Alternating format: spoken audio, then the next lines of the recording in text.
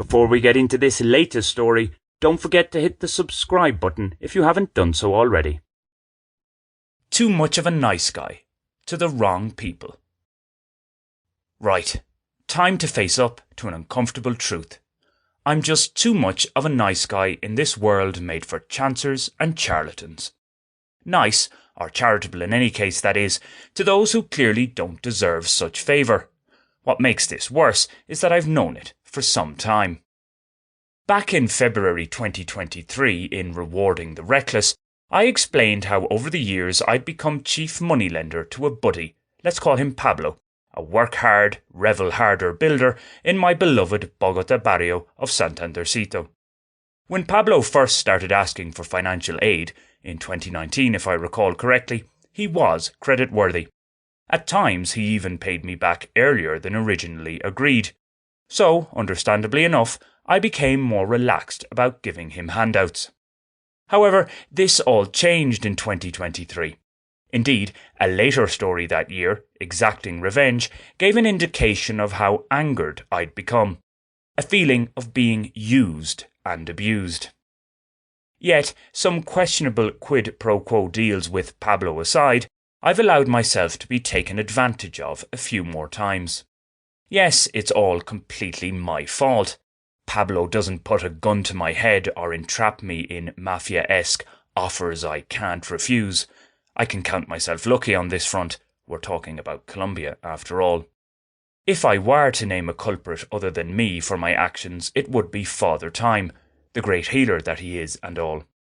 However, that's a weak defence of my idiocy, considering all the stress I've suffered over the last few years because of this money lending.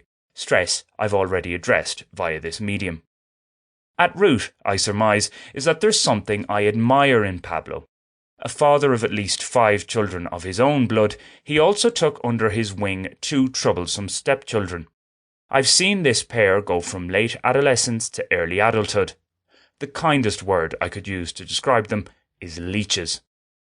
All this could be seen as a vicious cycle. Pablo is taken advantage of by certain people, his kith and kin essentially. Then he in turn takes advantage of others when the opportunity arises. I've told Pablo before that he should be tougher with his ungrateful stepchildren, as well as, at times, with some of his own adult children. Cruel to be kind and all that. This is, however, a prime example of seeing the flaws in others whilst failing to see, or ignoring, shortcomings in ourselves. I need to be crueler with Pablo.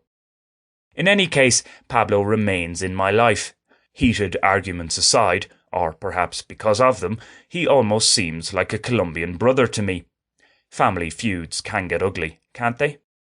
So my being a nice guy to him is more excusable in that context. Where my nice guy approach rankles even more is when it comes to courting. Before I get into specifics, I must clarify that dating is something that I've never been too enthused about. That admission aside, I had thought that my recent softly, gentlemanly approach with a young lady in San Jose del Guaviare was the way to go. And initially, it did seem to bear fruit. However, in the space of just 24 hours, this object of my desire, best I see her as an object, lest I reopen barely healed emotional wounds, went from seemingly being open to my advances to putting up an impenetrable barrier to her heart and head. I was dumped before I'd allowed myself to be properly used and abused, or before I'd been given the chance to discover this object's dislikable traits, of which she no doubt has many. My error? Well, according to some local lads, I wasn't forward enough with her. Too much of, yes, you guessed it, a nice guy. After nights out, when she said she had to go home because her mother would be waiting for her, I respected her decision. Apparently, I should have insisted she returned to my lodgings. These lone and love episodes remind me of advice given to the physician Gabor Mate, which he shares in his book When the Body Says No. If you face the choice between feeling guilt and resentment, choose the guilt every time. If a refusal saddles you with guilt, while consent leaves resentment in its wake, opt for the guilt. Resentment is soul suicide. In the case of Pablo, consenting to lend him money tends to leave me resentful. And with the one-time object of my desire, I resent not being more direct more quickly. The former scenario is, in theory, easier to rectify. As for the latter, it's more difficult to know where the boundaries lie. When does one go from being too much of a nice guy to being too much of a strong man? What appeases Object A may appall Object B.